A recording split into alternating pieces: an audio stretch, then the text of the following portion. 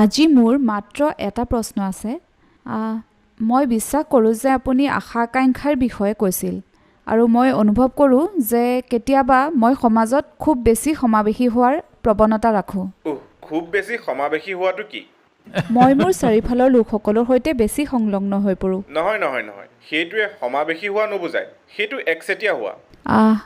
চাওক, মই যদি এই গোটেই ভিৰৰ মাজত কেৱল আপোনাৰ সৈতেহে জড়িত হওঁ, ই একচেটিয়া হোৱা নে সমাৱেশী হোৱা? একচেটিয়া। হয়, একচেটিয়া সমাৱেশী বুলি কৈ ভুল নাম নিদিব, সেইটোৱে সমস্যা। মই কেৱল জানিব বিচাৰোঁ, মই কেনেকৈ নিশ্চিত কৰিম যে মই মানুহৰ ওপৰত থকা মোৰ আশা আকাংক্ষাবোৰৰ পৰা পৰিত্ৰাণ পাওঁ আৰু মোৰ বিষয়ে তেওঁলোকৰ যি মতামত সেইবোৰক মোৰ মূৰত সোমাবলৈ নিদিওঁ। দুখন খোলা দুৱাৰ আছে, যি বস্তুবোৰ আপোনাৰ মূৰত সোমোৱায়, এই দুখন।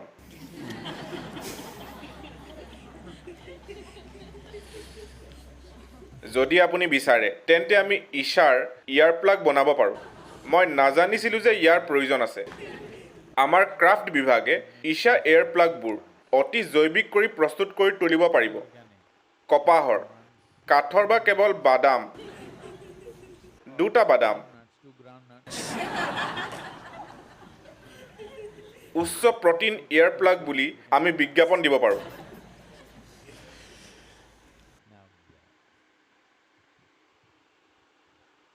এতিয়া আপুনি যাক সংলগ্ন হোৱা বুলি কয়, সেয়া হৈছে একচেটিয়া হোৱাৰ এক স্বাভাৱিক পৰিণাম।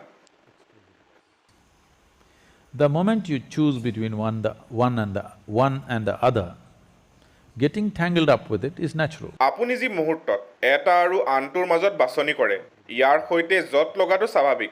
চাওক, আমি আজি ইতিমধ্যেই সম্বন্ধে পাতিছোঁ। আমি ফল মূলৰ লগতে লাগি থকা ধূলি বালিখিনিও গ্ৰহণ কৰোঁ, কিন্তু যেতিয়া খোৱাৰ কথা আহে আমি ফলহে বাছনি কৰোঁ। আমি সেইটো বাছনি কৰোঁ। শাৰীৰিক কাৰ্যকলাপৰ ক্ষেত্ৰত আমি বাছনি কৰাৰ কথা আহিব পাৰে, কিন্তু যেতিয়া আমি কেৱল ইয়াত বহি থাকোঁ তেতিয়া বাছনি কৰাৰ প্ৰয়োজনীয়তা ক'ত? বাছনিবিলাক এক নিৰ্দিষ্ট কাৰ্যকলাপৰ বাবেহে কৰা হয়, কিন্তু বাকী জীৱনৰ বাবে, আপোনাৰ জীৱনৰ প্ৰতিটো মুহূৰ্তৰ বাবে বাছনি কৰাৰ কোনো প্ৰয়োজন নাই। সমাৱেশী হোৱাৰ অৰ্থ এইটোৱেই।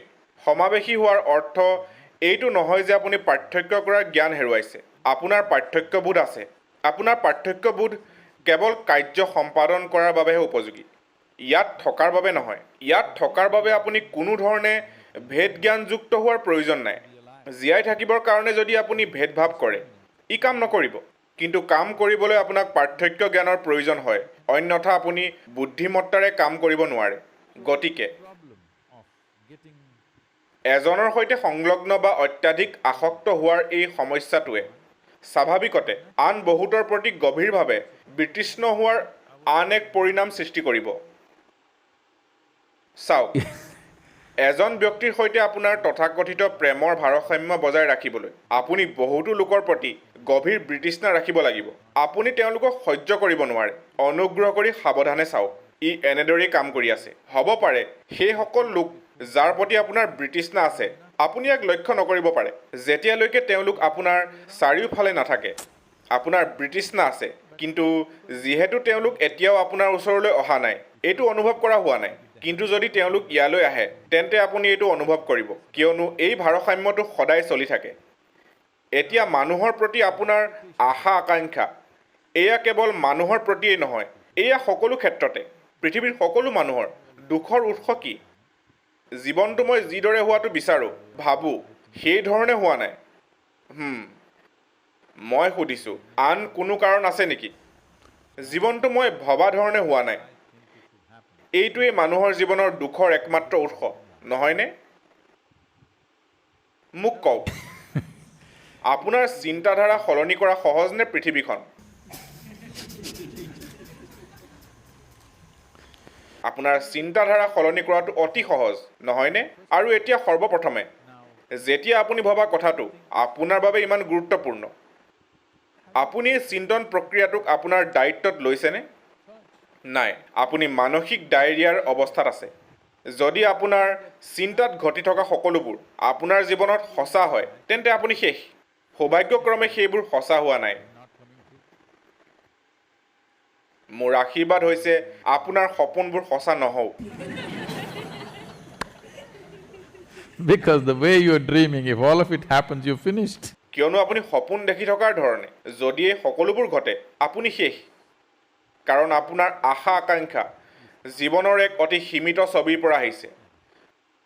যদি আপুনি আপোনাৰ জীৱন সৰ্বাধিক উপায়েৰে ফলীভূত হোৱাটো বিচাৰে, মই কৈছোঁ আনকি ভৌতিক জীৱনতো সৰ্বাধিক ধৰণে। মই কোনো আধ্যাত্মিক মাত্ৰাৰ কথা কোৱা নাই, কেৱল আপোনাৰ ভৌতিক জীৱনত যদি আপুনি এই পৃথিৱীত সৰ্বাধিক ফল লাভ কৰিব বিচাৰে, কোনো আশা আকাংক্ষা নাৰাখিব। আপুনি শূন্য ধ্যান জানে, কোনো আশা আকাংক্ষা নাই।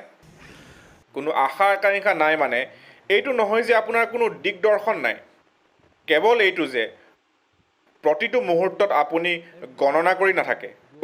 মই যি বিচাৰিলোঁ সেয়া নাপালোঁ, মই যি বিচাৰিলোঁ সেয়া নাপালোঁ, মই যি বিচাৰোঁ সেয়া নহ'ল, নহয়নে?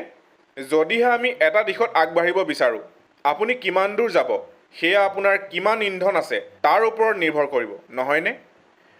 আৰু যদি আপোনাৰ আশা আকাংক্ষা থাকে, আপুনি সকলো সময়তে ইঞ্জিনটো বেছি ঘূৰাই দিয়াত আপোনাৰ সকলো ইন্ধন অপচয় কৰি আছে, আৰু এনেকৈ আপুনি বেছি দূৰলৈ যাব নোৱাৰিব। এই সম্পূৰ্ণ আকাংক্ষাটোৱে আপোনাক আৱৰি ধৰিছে। কাৰণ আপোনাক শৈশৱৰ পৰাই মানুহে সুধিছিল, 3 বছৰ বয়সৰ পৰা মানুহবোৰ হৈছে, তুমি কি হ'ব বিচাৰা মোক কোৱা। তুমি চিকিৎসক হ'বানে? তুমি IT অভিযন্তা হ'বানে? Some rubbish. 3 বছৰ বয়সতে এনেকুৱা প্ৰলাপ। পিতৃ মাতৃৰ তেওঁলোকৰ সন্তানৰ প্ৰতি থকা আশা আকাংক্ষাবোৰ বেছিভাগ সময়তে ইমান অবাস্তৱ আৰু মূৰ্খতাপূৰ্ণ। এইটো তেওঁলোকৰ বাবেও ভাল নহয়, শিশুসকলৰ বাবেও ভাল নহয়, আৰু আপোনালোকৰ বহুতে সৰু বয়সৰ পৰা একে প্ৰৱণতা গঢ়ি তোলে। জীৱনৰ সৈতে ইমানখিনি কৰোঁ আহক। চাওক, এই সকলোবোৰ সমস্যাৰ কাৰণ হৈছে সুখ এটা কাইলৈৰ বস্তু।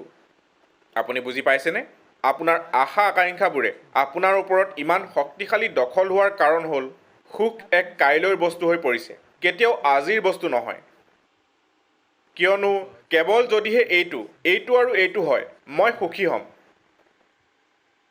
এতিয়া আপুনি অধিক দুখী হৈ পৰে যেতিয়া প্ৰতিদিনে এইটো আৰু এইটো আপোনাৰ পৰা অলপ বেছি দূৰলৈ আঁতৰি যায়। ওচৰ চাপি অহাৰ পৰিৱৰ্তে আঁতৰি গৈ আছে, আৰু আপুনি অধিক দুখী হোৱাৰ লগে লগে আশা আকাংক্ষাৰ শক্তি আৰু শক্তিশালী হৈ উঠিছে। এই মুহূৰ্তত ধৰি লওক যে আপুনি সঁচাকৈয়ে পৰম আনন্দিত হৈ আছে, কিন্তু আপুনি কিবা এটা হোৱাটো বিচাৰে। আমি ইয়াক অনুসৰণ কৰিলোঁ, কিন্তু কাইলৈ ই ওচৰ চপাৰ পৰিৱৰ্তে অধিক দূৰলৈ গুচি গ'ল। তেতিয়া ই কোনো বৃহৎ পৰিমাণৰ সন্তাপ সৃষ্টি নকৰে। ই কোনো সন্তাপ সৃষ্টি নকৰে কিয়নো আপুনি আনন্দিত। গতিকে এইটো ঠিক নকৰাকৈ পৃথিৱীত আপুনি কাম কৰিবলৈ চেষ্টা কৰি আছে। বহুদিনৰ আগতে কৃষ্ণই কৈছিল, যোগস্থ Kuru কৰ্মণি। That means first establish in yoga, then act. ইয়াৰ অৰ্থ হৈছে প্ৰথমে যোগত অধিষ্ঠিত হওক, তাৰ পাছত কাৰ্য কৰক।